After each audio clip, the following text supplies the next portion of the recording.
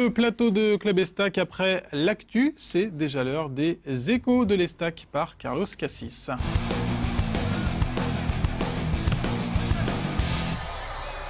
Et Carlos, on commence par un ultime point sur les abonnements. Oui, parce qu'on arrive en fin de campagne, là.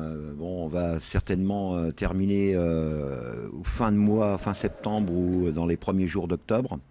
Et là, il faut dire qu'on est très proche des 5000. Je rappelle que l'année dernière, on avait fait 5282, en comptant bien sûr tous ceux qui étaient venus nous rejoindre au moment de la relance hivernale. Et cette année, donc, écoutez, on est juste en dessous les 5000. On est à une dizaine près des 5000. On va franchir le cap, je pense, dans le courant de cette semaine, compte tenu des bons résultats et des bonnes prestations de l'équipe.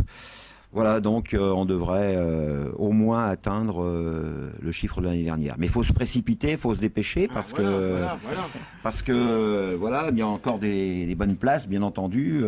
Il y a encore, bien entendu, tous les étudiants qu'on attend, notamment on attend les étudiants avec des 49 € dans tout le stade, quelle que soit la place occupée, ou 39 € pour ceux qui sont à la MGEL. Voilà.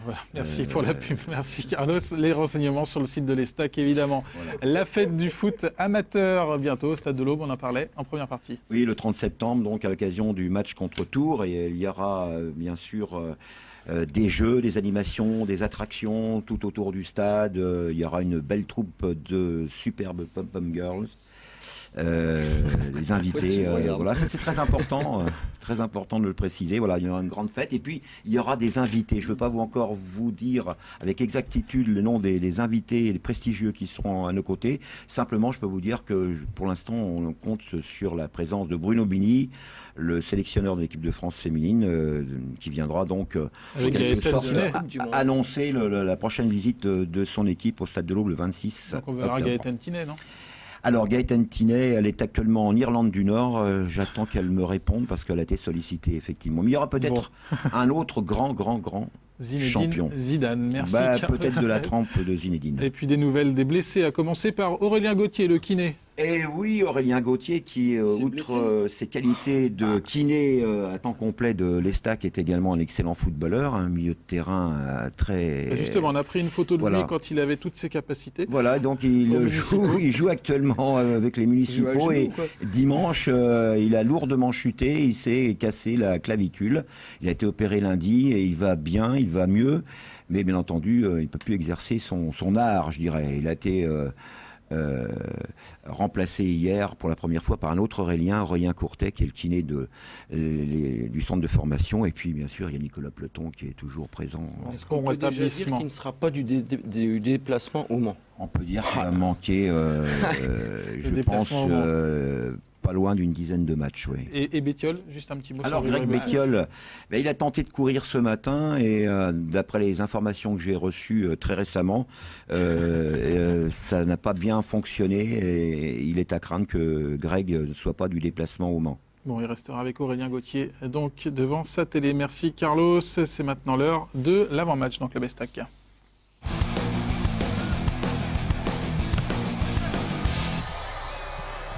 L'Estac qui se déplace au Mans lundi soir à 20h pour la 9e journée de Ligue 2. Lundi soir, parce qu'il y a des 24 heures du Mans moto ce week-end. 24 heures du Mans moto. Qu'attendez-vous de cette rencontre chez le dernier de la classe ? On va essayer d'aller chercher un bon résultat là-bas. Une victoire serait la première de la saison, serait pas mal. Bon, première victoire à l'extérieur. À l'extérieur, bien sûr, ce serait bien, mais ça va être difficile parce que le Mans va être dans l'obligation de faire un gros match et un bon résultat. Un œil rapide sur le classement avec les Manceaux, justement, qui sont lanterne rouge. Ça change quelque chose de se déplacer chez le dernier, ou finalement c'est un match comme un autre contre une des grosses écuries de cette Ligue 2 tout de même? On sait que Le Mans, il y a 2 saisons, ils étaient en Ligue 1, donc ce sera certainement un match très difficile. Donc on s'attend à un match compliqué.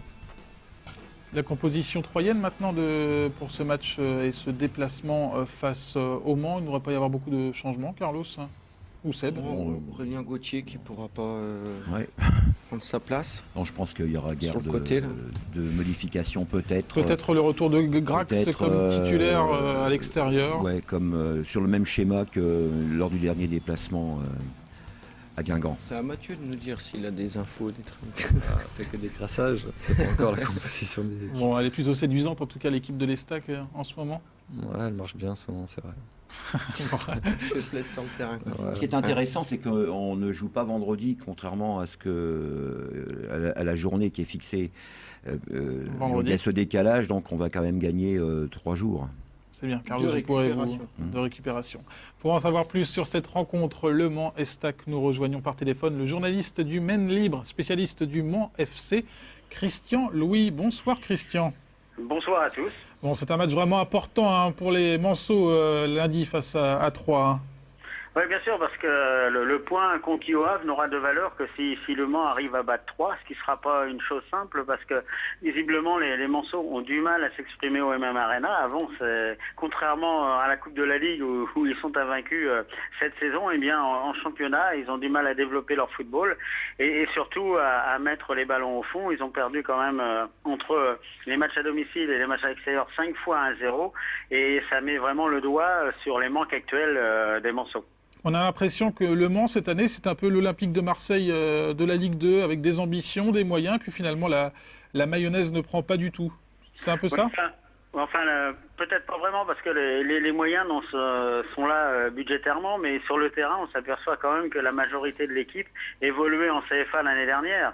Et moi, je comparais plutôt Le Mans de cette année au Metz de l'année dernière, qui avait beaucoup rajeuni ses cadres, beaucoup rajeuni son effectif et qui finalement ne s'est sauvé que l'avant-dernière journée. Bon, bien sûr, les ambitions du Mans sont au moins d'accrocher la première moitié de tableau, mais la remontée est pour l'instant entre parenthèses. Un dernier mot sur ce stade, ce magnifique MM Arena. Est-ce que c'est toujours impressionnant là quand les adversaires arrivent sur cette pelouse ? Ouais, effectivement, c'est un bel écrin, mais ce qu'on peut regretter, c'est que l'affluence se limite souvent autour de 10 000 spectateurs. Il y avait même que 6 000 lundi dernier, et c'est cela un petit peu le plus rageant. D'ailleurs, le stade qui compte 25 000 places n'est ouvert que par sa moitié. Si vous voulez, tout l'étage du haut n'est pas opérationnel pour ces matchs qui ne sont pas malheureusement de grandes affiches. Mais c'est aux Manceaux justement de conquérir ce public pour jouer plus régulièrement et remplir ce stade, car il est bien évident que dans un stade de 25 000 places, quand il n'y a que 6 000 spectateurs, la caisse de résonance est là, mais ça ne fait quand même pas le même effet. Bon, attention Christian, c'est quand même une affiche contre l'Estac. Merci en tout cas. Et puis à lundi, donc bon match face à l'Estac. Le Mans-Estac, c'est donc coup d'envoi 20h au MM Arena. Bonsoir Christian. Bonsoir, merci. Un beau stade, hein, Mathieu, le MM Arena, ça va être plutôt sympa. C'est toujours agréable de découvrir de nouveaux stades. L'année dernière, c'était encore le stade Léon Bollé pour l'Estac. Ouais. On a joué un des derniers matchs d'ailleurs là-bas. Ça change quelque chose, l'enceinte ? Non, pas grand-chose. Ça va nous faire plaisir de découvrir un nouveau stade qui a l'air très joli, donc c'est bien. Une victoire 1-0, donc peut-être pour l'Estac. En tout cas, c'est ce que craint Christian Louis. C'est fini pour l'avant-match, on ne perd pas de temps.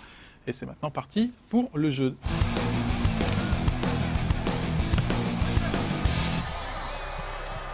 Mathieu Saunier qui s'échauffe les doigts pour ce jeu. Le président Amazonie toujours en tête du classement avec 8 bonnes réponses. Mathieu, vous allez avoir 2 minutes pour trouver un maximum de bonnes réponses autour du football, commençant ce soir par la lettre R comme Rincon, comme rugby, comme René, Coupe du monde de rugby en ce moment. Seb et Carlos sont là pour vous aider. C'est parti ?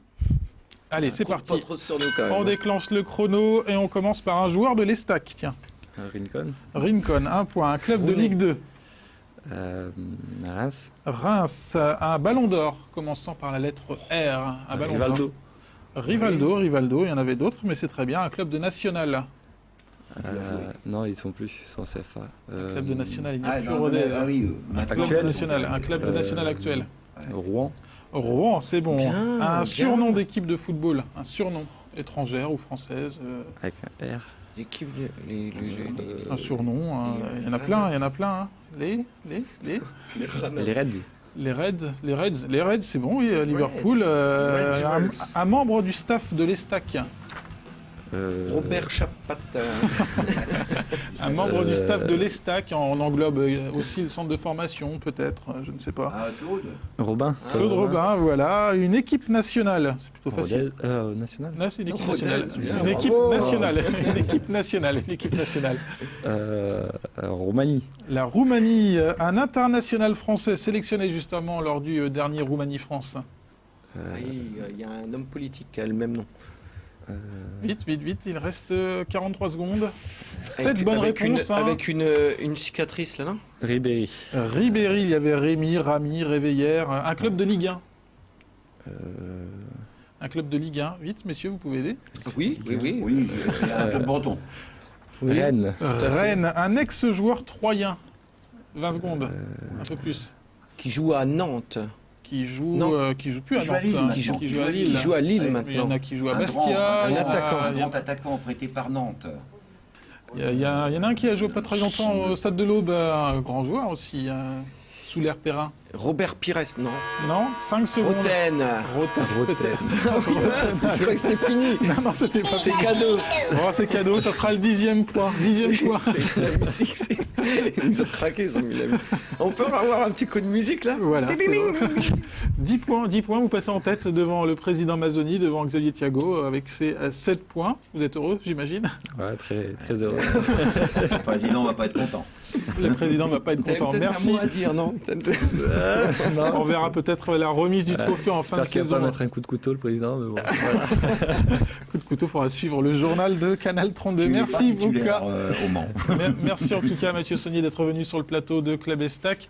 Et bonne fête demain, Merci. la Saint-Mathieu. Non, c'est avec aujourd'hui, mais C'est merci. aujourd'hui Ouais. Voilà, avec un seul thé, mais c'est pas grave. On vous souhaite quand même avec 2 thés. Merci Seb, merci Carlos. On se retrouve la semaine prochaine pour un bonne nouveau soirée. numéro de Club Estac. Très belle soirée à tous sur Canal 32.